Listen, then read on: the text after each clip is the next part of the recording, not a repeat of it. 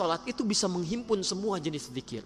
Bukankah dalam salat ada subhanallah, alhamdulillah, Allahu akbar, ada bacaan Al-Quran, ada hafalan Al-Quran, ada doa, ada istighfar.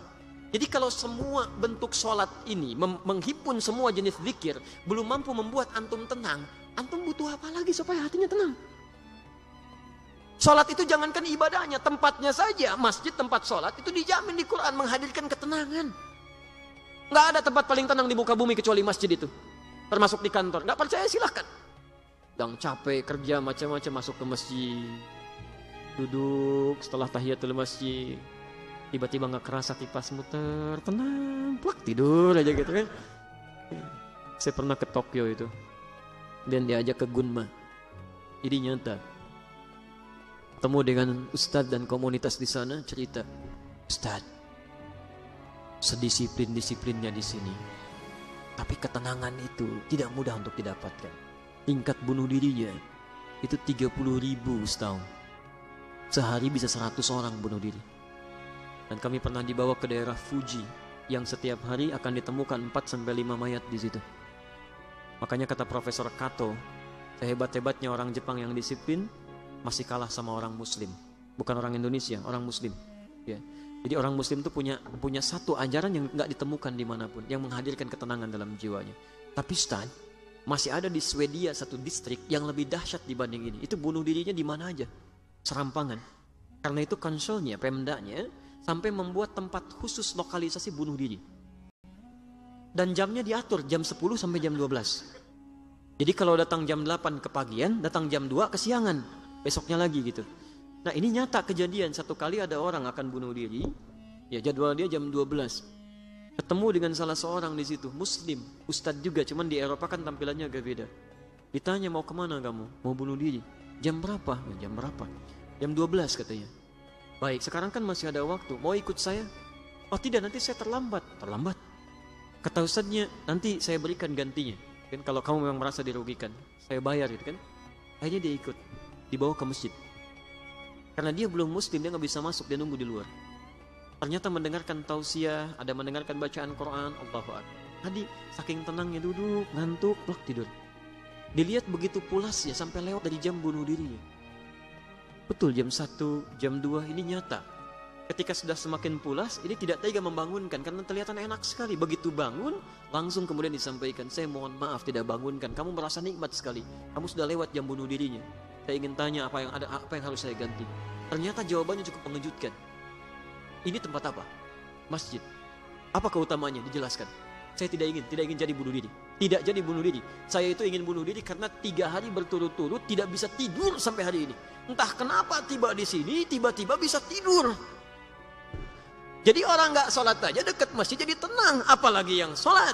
Kalau antum sudah masuk masjid sudah sholat gak bisa tenang juga, antum perlu apa lagi? Orang itu akhirnya masuk Islam.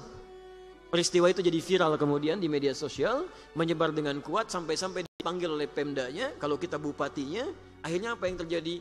Di tempat lokalisasi bunuh diri tadi, di sampingnya dibuatkan tempat untuk ustadz tadi, dan ada tulisan bagi yang ingin bunuh diri konsultasi dulu ke sini.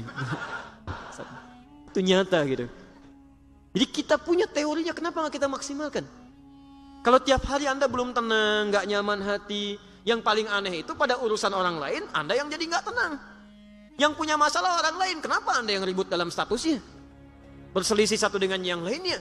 Kadang-kadang urusan yang sudah jelas masih Anda pikirin juga, itu keterlaluan. Dalam agama itu kita punya konsep, sesuatu yang sudah jelas diatur oleh Allah, nggak usah banyak dipikirin. Memang sudah begitu dipikirin pun nggak akan berubah.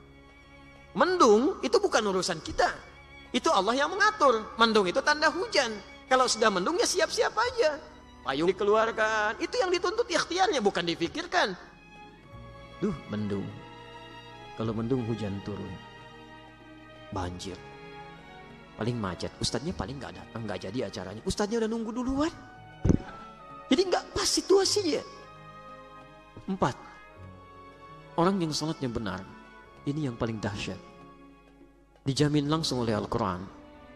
Akan dimudahkan segala urusan hidupnya. Bahkan rizkinya pun didatangkan dari sisi yang tidak dia duga. Allahu Akbar. Quran surah ke-65 At-Talaq. Di akhir ayat kedua, di awal ayat ketiga, di tafsir di Quran surah kedua Al-Baqarah di ayat yang sama 2 dan 3. Perhatikan kalimatnya. Saya beri rumus ya. Boleh saya tuliskan? Alhamdulillah.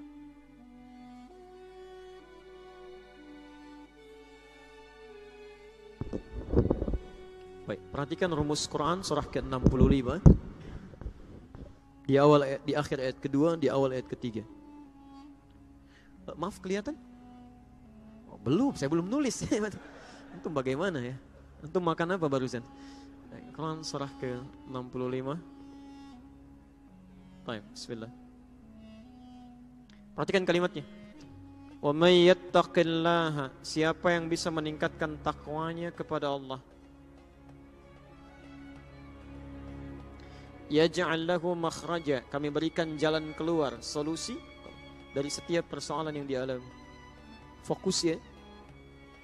Kalau Anda punya masalah dalam kehidupan, di rumah tangga, di kantor, dimanapun, firman Allah sederhana. Yattaqillaha yaj'al lahu makhraja. Jawabannya kata Allah, cukup tingkatkan takwa, kami selesaikan masalahnya. Jadi kalau Anda sedang punya masalah, biayanya nggak mahal, tenaganya nggak banyak, takwa tingkatkan, masalah diringankan oleh Allah.